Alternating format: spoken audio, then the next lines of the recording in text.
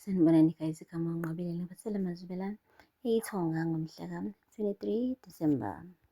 Hey guys, uMakhumalo uManinji wavuka engubeni elele embhedeni noNtanzi. Wambuka kahle, wabona ukuthi ayi cha, lo muntu ulele flat, ubuthongo deep. Wamemeza wathi, Msangula. Kwathi nya. Wathi hayibo, Msangula. Kwathi nya. Wathi Zitha. Kwathi nya. Hhayi, wabona ukuthi hayi cha, isikhathi sokuthi impela-ke asebenze phezu kweqhinga lakhe ngoba ulele ngampela uNtanzi. uManinji wahamba esikhwameni sakhe, wathatha-ke lo muthi lo ongathi impepho, ozokwenza phela ukuthi uNtanzi akhulume wonke amaqiniso engahlosile. uManinji wakhipha umentshisi, wawuqhiza, wayilayitha-ke lento le yashunqa indlu yonke. Wayisukumisa guys, wayiyisa eduze kobuso baNtanzi. Wayidrayisa ikhanda likaNtanzi khona phela ngampela izosebenza ngampela-ke le mpepho le. Ebese uNtanzi-ke eyagonyuluka akhulume wonke amaqiniso ayimfihlo empilweni yakhe. Guys, yeyi, uthe suka lapho-ke wayicima lento le khona phela ingeke izinyuke indlu yonke kuze kuvuke nozama ngalibe nophinda. Waqede lapho waya-kuyena uNtanzi wamuthi nyakanyaka kabili kathathu, wathi Nqobizitha, Nqobizitha. Wathuka uNtanzi wavuka, wathi wahlahla amehlo, wathi hawu Makhumalo, wena kanti? Wathi hey mina. Wathi indaba, kwenzenjani? Wathi hayi cha, ukuthi nje kunento engihluphayo la engimele ngikubuze yona. Waqede lapho uNtanzi wathi ukucikicika amehlo, wathi indaba. Wathi uyamazi uMabhengu? Wathi ehhe, unkosikazi wami engamshada. Wathi umuzi yena uyamazi? Wathi lo wangiphuca isithandwa sami loyo, wangiphuca wena loyo. Yazi ngangilo ngilindile ngitshela ukuthi hhayi uzokugudluka endleleni, hhayi impela yahamba iminyaka luthi ukugudluka endleleni. Wathi indodana yami uBanele uyayazi yona? Wathi yazi kodwa yaMakhumalo, ngiyajabula ukuthi sila ndawonye namhlanje. Phela umuzi wangithathela wena kabuhlungu kabi. Wathi cha, ngiphendula ukuthi indodana yami uBanele uyamazi yini yena? Wathi ya ngiyamazi. Wathi uyazi ukuthi ubani owababulala? Wathi hhayi Makhumalo, kini ngikubeni musulokhu ubuza imibuzo eminingi kangaka, kuhlwile, kini ngikubeni silale. Hayibo guys, hhayi ila ngibone khona ukuthi hhayi uNtanzi uqinile guys, ukhakhayi lakhe liqine ngampela. Lento le kade ishunqisa uMakhumalo ayikwazanga nhlobo ukuthi imsebenze yakhe. uMakhumalo mane wabona-ke ukuthi hayi cha, sengathi naye ubeyimoshela isikhathi nje ebhizi evuka phakathi nobusuku eyoshunqisa phela le ngonyuluka yakhe.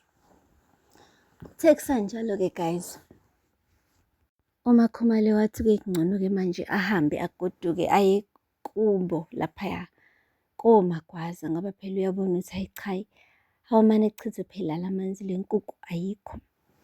Wathi uyazi sekumele ngigoduke manje ngiye ekhaya ngiyophuza amaphilisi ami.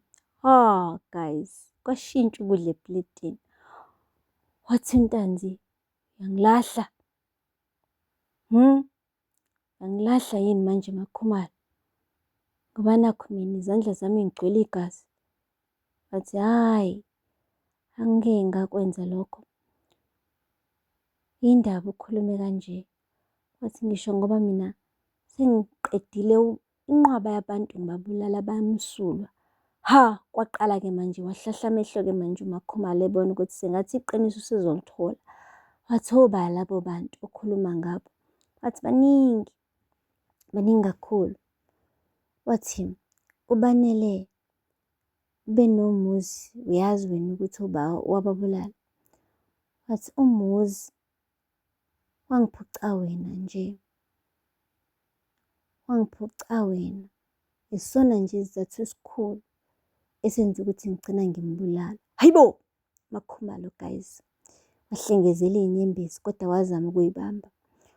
Wathi uBanele yena, wathi angithi uBanele unekhanda eliqine njengaye umuzi. Ngamane nje ngakhetha kona ukuthi-ke ngithumele abantu bemqede ngey'nhlamvu zesibhamu umzimba wonke. Yo guys, uyazi uNtanzi uthe ihlambuluka ubengay'tsheli ukuthi uMakhumalo uzocasuka kangaka.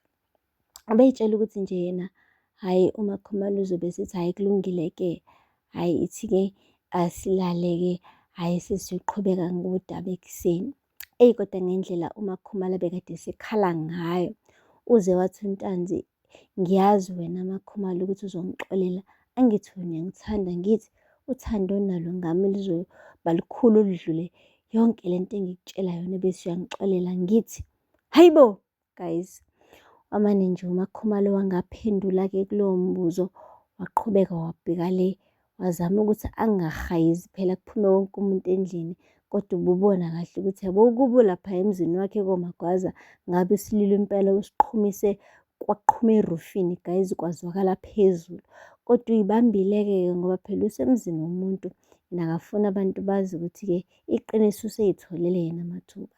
Guys, asazi-ke ukuthi iyozala nkomoni-ke masekunjena, nokuthi usazokwazi yini phela uNtungwelihle ukuthi aphume ngalowa mnyango angene ngokukhululeka ngawo, njengoba phela-ke nalento le yokuthi agonyulwe kuNtanzi iyisikhashana phela.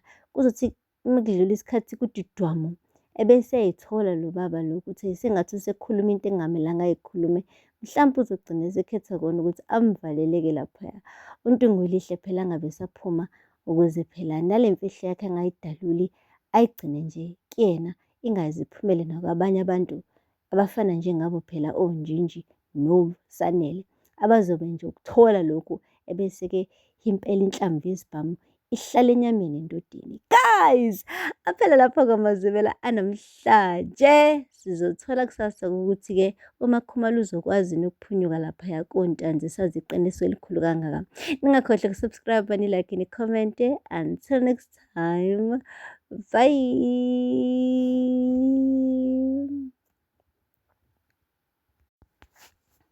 Sanibonani guys, igama uNqabile ngiphathele amazwibelane ithonga ngomhla ka-23 December.